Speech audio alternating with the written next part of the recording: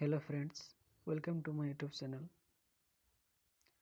তো আজি আমি মোৰ মাতৃমুখ দৰ্শন নামৰ পাঠটিৰ অতি গুৰুত্বপূৰ্ণ 15টামান প্ৰশ্ন উত্তৰ আলোচনা কৰিবলৈ লৈছোঁ।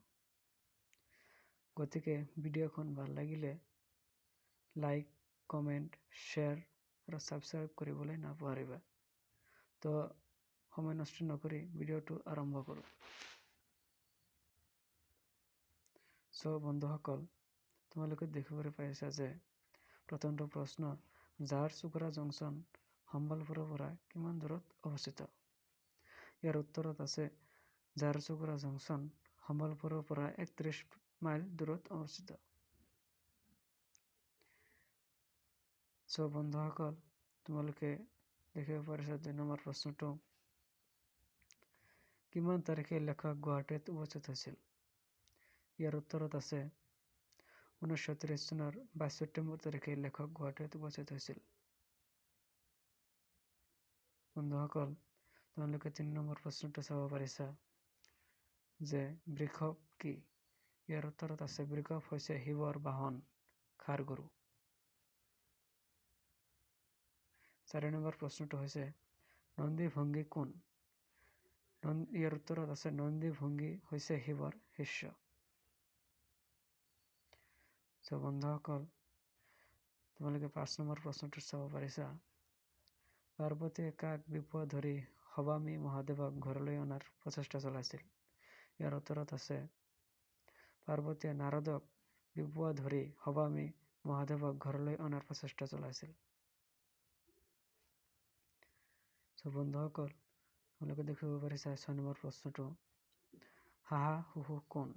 ইয়াৰ উত্তৰত আছে হাহা হুহু ব্ৰহ্মাৰ মানস পুত্ৰ, যি দুজনক পাৰ্বতীয়ে মহাদেৱক খেতিপথাৰৰ পৰা উভতাই আনিবলৈ পঠিয়াইছিল।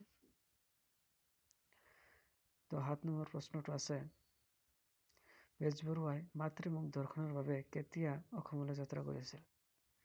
ইয়াৰ উত্তৰত আছে 1930 চনৰ 19 ছেপ্টেম্বৰ তাৰিখে বেজবৰুৱাই মাতৃমুখ দৰ্শনৰ বাবে অসমলৈ যাত্ৰা কৰিছিল। 8 নম্বৰ প্ৰশ্নটো হৈছে কবিৰ কোন আছিল?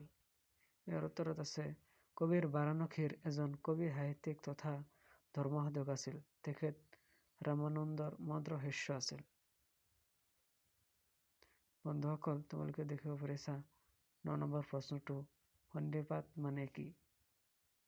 ইয়াৰ উত্তৰত আছে সন্ধিপাত মানে মিখন জ্বৰ। বন্ধুসকল, তোমালোকে 10 নম্বৰ প্ৰশ্নটো চাব পাৰিছা, ঝাৰচুগুড়া জংচন সম্বলপুৰৰ পৰা কিমান দূৰত অৱস্থিত? ইয়াৰ উত্তৰত আছে ঝাৰচুগুড়া জংচন সম্বলপুৰৰ পৰা 31 মাইল দূৰত অৱস্থিত। বন্ধুসকল, তোমালোকে চাব পাৰিছা 11 নম্বৰ প্ৰশ্নটো, কিমান তাৰিখে লেখক গুৱাহাটীত উপস্থিত হৈছিল? ইয়াৰ উত্তৰত আছে 1930 চনৰ 22 ছেপ্টেম্বৰ তাৰিখে লেখক গুৱাহাটীত উপস্থিত হৈছিল।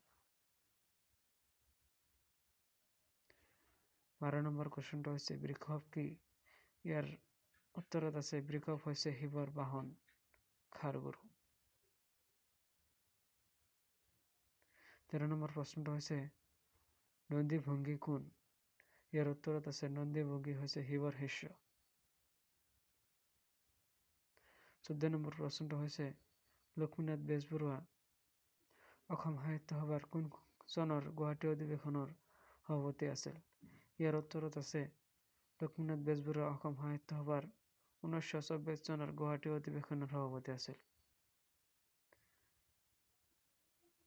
বন্ধুসকল, তোমালোকে চাব পাৰিছা অন্তিমখন প্ৰশ্ন, লক্ষ্মীনাথ বেজবৰুৱাৰ কেতিয়া মৃত্যু হৈছিল?